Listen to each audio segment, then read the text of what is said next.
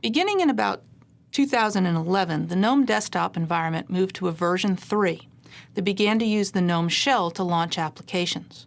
Fedora, by default, uses the GNOME with the GNOME Shell and no additional extensions, as opposed to the CentOS or Red Hat Enterprise Linux, which add extensions for menus.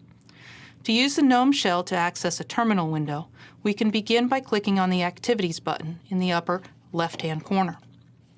From here, I can type to search, or I could use the favorites on the left-hand side. At the bottom of the favorites is a Show Applications, where I could also search for terminals.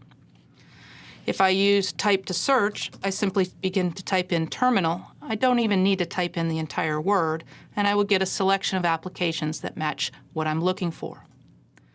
Once I've started the terminal window, I can type commands such as who to see who is logged into the system.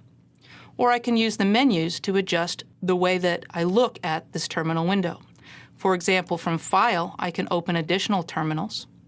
From Edit, I can use copy and paste and see what the keyboard shortcuts are for those characters as well.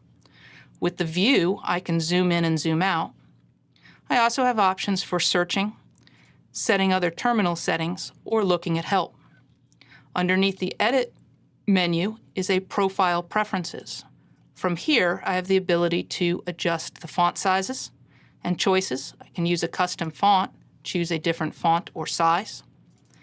I can look at the Colors tab, and I can choose the foreground and background colors. There's also options for scrolling and compatibility that are available within the profile choices. When I'm finished with the shell, I can simply type Exit, and it'll exit the prompt. Again, from the Activities window, which can also be accessed with the Windows key, I can type to search, or I can use the menus. If I right-click on here, I can add it to the favorites, and it will always appear on my favorites menu as well.